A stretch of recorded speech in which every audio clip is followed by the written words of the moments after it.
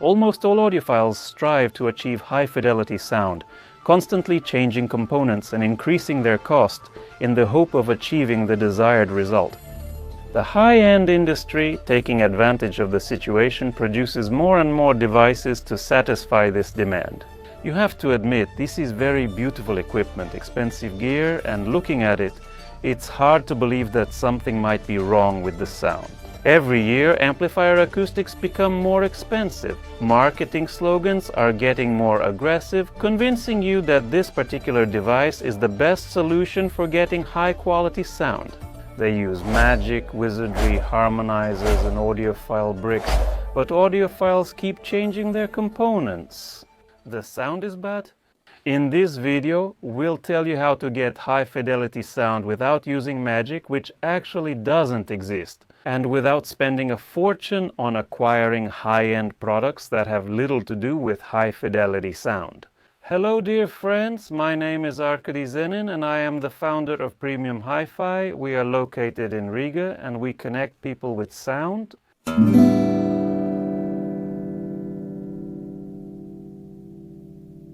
Before we go any further, let's define what high-fidelity sound is, using both subjective and objective criteria. The first measurable criterion is frequencies. An audio system should reproduce frequencies from 20 Hz to 20,000 Hz. I think this is clear to everyone and quite easy to measure. The acceptable unevenness for a good system is about 3 decibels. Professionals can even detect a 2 decibel unevenness by ear. It's simple, but some audiophiles claim they can hear up to 30 kHz and rush to buy super tweeters and high-res recordings. The second criterion is that we must clearly distinguish the music's texture. For example, a cello, a guitar, and a vocalist are playing and singing the melody. And at every moment we hear the sound of each instrument, the singing of the vocalist, and with each part, a unified melody is woven together. Criterion number 2 is harder to measure, but quite easy to hear. It's enough to focus your attention on the part of each instrument. The third criterion, which cannot be measured, is spatial information, the so-called soundstage created by the acoustic systems. When listening to a high-quality recording, we will hear that the musicians are positioned not only from left to right, but also at different distances from the listener. This is called a soundstage with depth layering. The last criterion is speed. Yes, speed. Real sound is fast and kills high-end faster than a bullet. It's very easy to hear speed. You hear the birth of each note, its peak and its decay.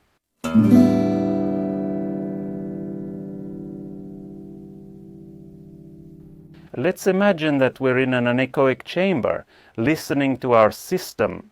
To make it simple, let's listen to a melody played on the cello, guitar and vocals provided by Michael Jackson. As a rule, modern sources and amplifiers do their jobs quite well and don't have much impact on the sound, provided they're in good working order and properly designed.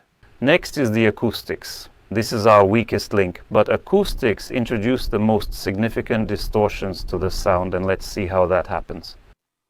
The task of every acoustic system is to convert the electrical signal into the sound that we hear. Usually manufacturers specify the impedance, sensitivity and recommended input power. That's it. Sometimes they show a frequency response graph and like to say, our speakers play from 20 Hz. They just don't specify that at 20 Hz, they play silently. Frequency response matters, but our perception can handle major dips and peaks in high-end systems. Shown now is the frequency response of speakers costing over $100,000. And the unevenness is more than 10 decibels at different frequencies. That's why at 20 Hz they play in silence. Alright, actually there's no music there at all. And Chinese in-ear headphones for $20 or $30 have about the same characteristics. The most important characteristic always remains unknown. That's the phase characteristic. It's believed that it doesn't affect perception, and many experiments confirm this. I even found out why, but I'll talk about that later. For now, write your opinion in the comments. To simplify the definition of phase for quick understanding, it means that each frequency from 20 Hz to 20,000 Hz should reach the listener's ears together with the other frequencies. In reality, this doesn't happen, and it's measured with an impulse test. It looks something like this. A short impulse is sent to the speakers, consisting of all the necessary frequencies sent at the same time. The speaker's response is recorded by a microphone and compared with the original. On the right, or rather on the left, is the original impulse sent to the speaker. At the bottom is the time scale in milliseconds. You see a peak. This is our impulse, which disappears in a few dozen milliseconds. A note is born and fades. That's how it should be. A recording from the tested speaker has been added to the graph. What does this gibberish even mean?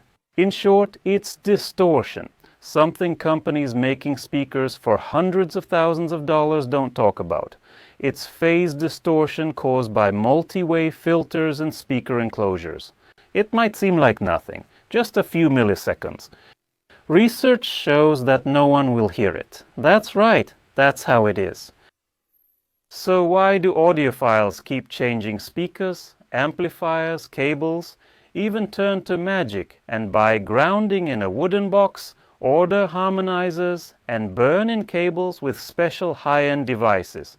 The facts just don't add up.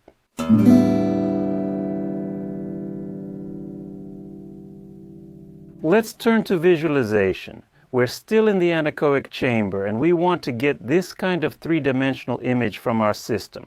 Cello, guitar and vocalist with depth layering, we listen to regular speakers with a distorted impulse response, and through our audiophile hearing we see a completely different picture. The sound is distorted.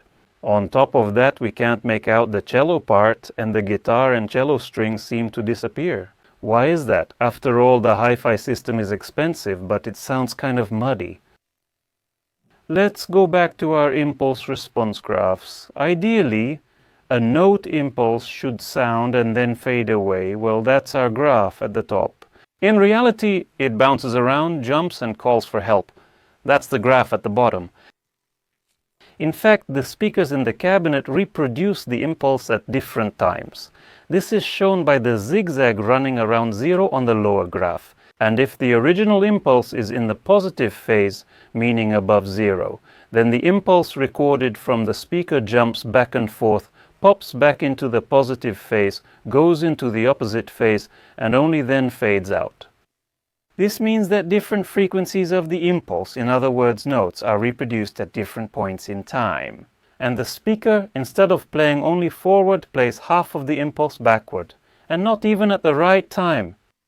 But experiments show that phase doesn't affect the sound. People don't hear the difference.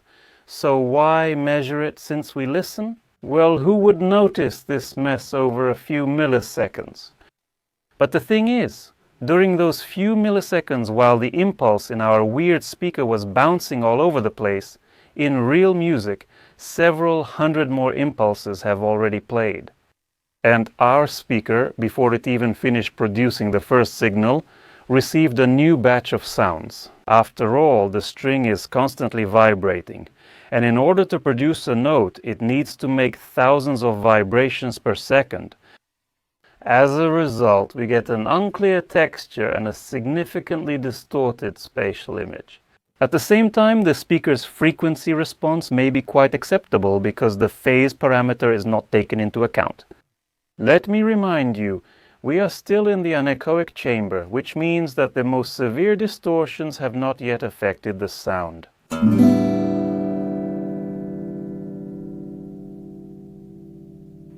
Now let's move to a regular room, where most audiophiles and music lovers listen to music. We clap our hands again and hear the reflections bouncing off the walls. Conclusion: our walls are singing, but unfortunately most of the time they're out of tune. Our high-end speakers, which cost 100,000 euros, are still playing. The first portion of distortion came from our acoustic systems. We can still tell which song is playing, but the sound gets even worse. After all, we're at home, and at home even the walls help you heal. Everything expensive is good, but the sound just gets worse. The cables have warmed up, so why is it like this? The thing is, now our perception is affected by reflections from the walls, floor, ceiling, furniture, and other surfaces. After all, speakers usually have a wide directivity pattern. Nonsense, many will say. There's room correction. Yes, there is, but it only corrects the frequency response, which is not very sensitive. Yes, the sound will be balanced between the bass, mids, and highs, but the impulse response, which is responsible for clarity and three-dimensionality, is beyond the reach of these programs. After correction, the sound will become more pleasant, but texture and staging with layering will not appear. The most useful signal from the speakers is the direct signal. You can get it either in an anechoic chamber or by listening in the near field. Let's take a look at the diagram. Green arrows show direct signals from the speakers, while red arrows indicate signals reflected off walls and surfaces. Reflected signals travel farther and reach the listener's ears later. As a result, the texture of the music and the spatial information become even more distorted. We still get a blurry bunch of sounds from a single point, which we consider to be music. To achieve this goal, you don't need to spend thousands of euros. One wireless speaker is enough.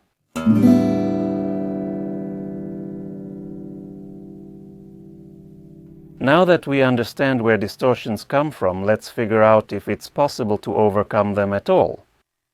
There are only 3 ways out of this situation. The first one is super budget friendly. It will work for anyone. Just listen to music with headphones. Chinese in-ear headphones for $30 will already sound good.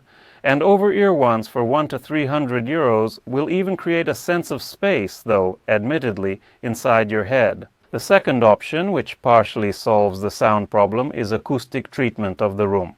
For example, the legendary Ken Ishiwata used a room with acoustic treatment according to the reverberation time 60 standard for listening to music. As a result, even budget audio components will sound clear. This solution is like a gym. Everyone knows what to do, but few actually do it. But here at Premium Hi-Fi we did it. We have acoustic panels on all the walls. The third option is the second option, plus phase linear point source acoustics with a narrow directivity pattern that reduces the influence of the room. Reflector audio Scour 2 available for listening and testing at the Premium Hi-Fi Store Studio in Riga. All the criteria for highly accurate sound are built in here without overpaying for magic.